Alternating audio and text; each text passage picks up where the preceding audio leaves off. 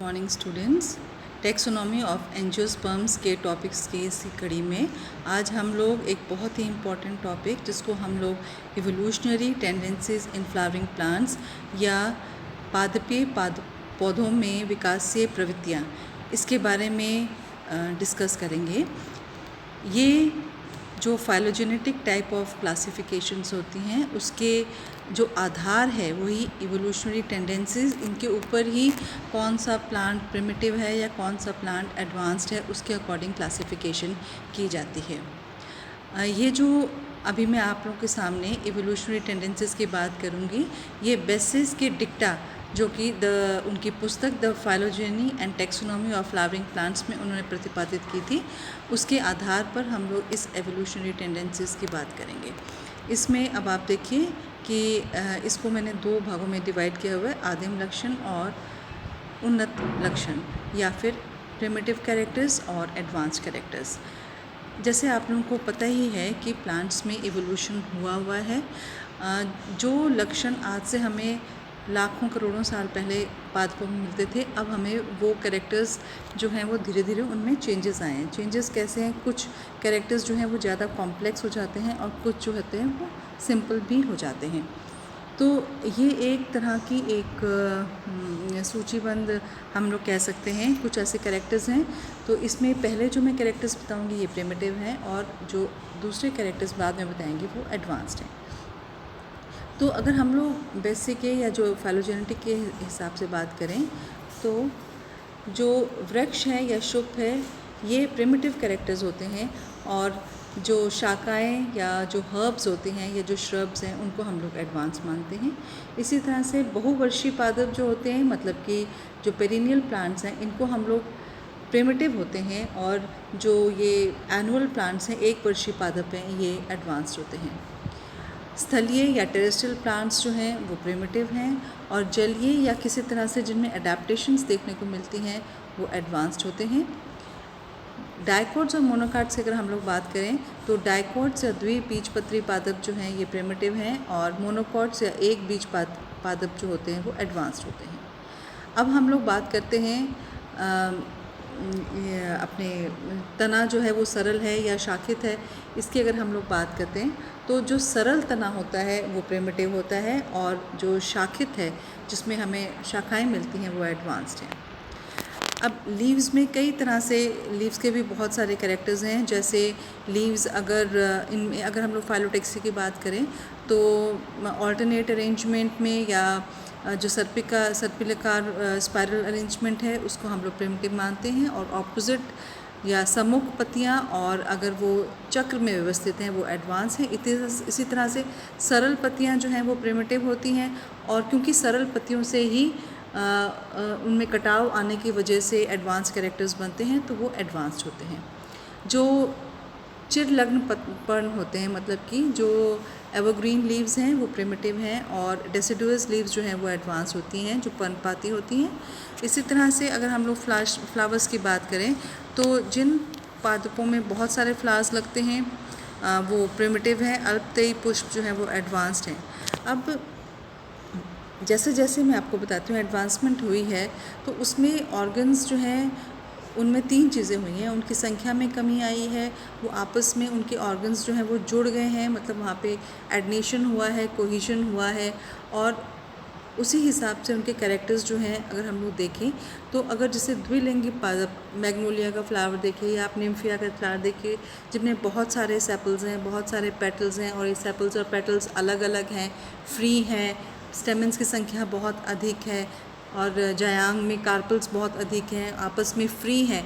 ये जहाँ पर भी पॉलीपेटली और जहाँ पे जुड़ाव कम है वो प्रिमिटिव है, और जहाँ पे जुड़ाव ज़्यादा है वो एडवांस हो जाते हैं। इसी तरह से इनकी संख्या अगर कम हो रही है तो वो भी एडवांसमेंट का कैरेक्टर माना जाता है। इस हिसाब से द्विलिंगी पुष्प, मतलब जिसमें दोनों प्रकार के पुष्प पाए जाते हैं, मेल और फीमेल ऑर्गन्स पाए जाते हैं, ये प्रिमिटिव है, क्योंकि यहाँ पर रिडक्शन देखने को मिल रही है। तो एक लिंगी पादप जो है वो एडवांस है। तो आज हम लोगों ने 10 कैरेक्टर्स पढ़े।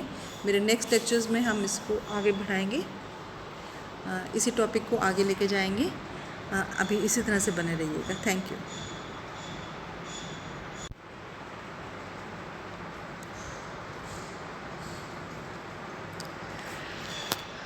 अब इसके बाद हम लोग बात करते हैं द्विलिंगी पादप। अब द्विलिंगी पादप द्विलिंगाश्रयी या वो प्लांट्स जिसमें मेल और फीमेल फ्लावर्स एक ही में पाए जाते हैं, वो प्रिमिटिव हैं। इसी तरह से अगर एक फ्लावर पाया जाता है या वो मेल हो या फीमेल हो, उसको एडवांस माना जाता है। अब अगर फ्लावर्स जो हैं उसमें पुष्पक्रम में व्यवस्थित नहीं है, एकल हैं, चाहे वो अक्षीय हों, चाहे वो टर्मिनल हो, चाहे वो एक्सिलरी हो, उसको हम लोग प्रिमिटिव मानेंगे। और अगर पुष्प जो हैं वो किसी पुष्पक्रम में विन्यासित हैं तो उसको हम लोग एडवांस मानते हैं।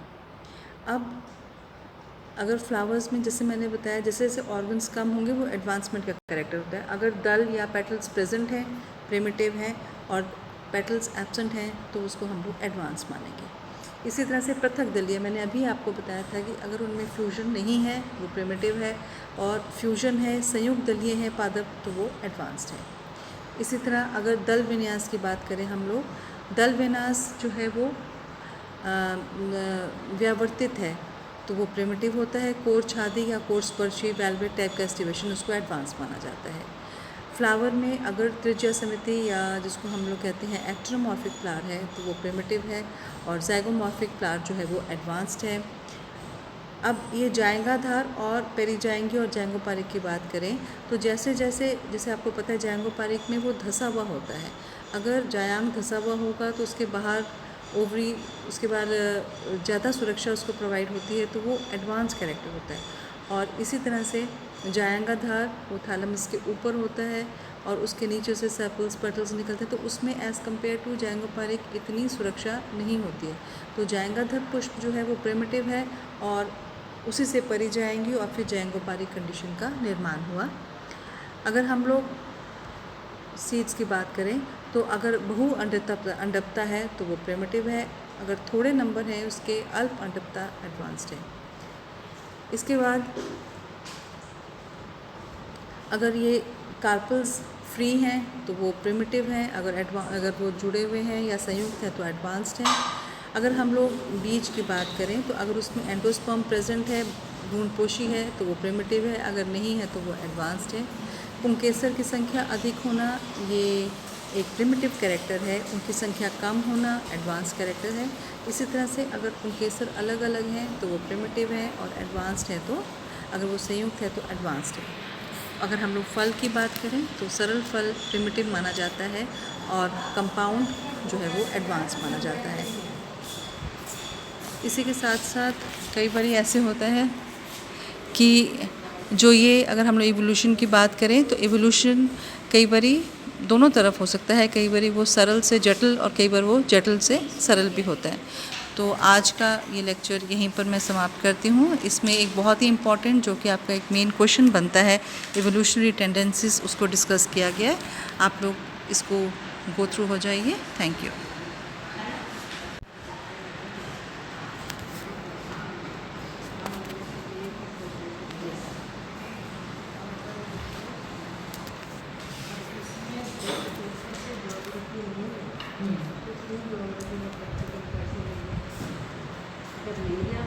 यहाँ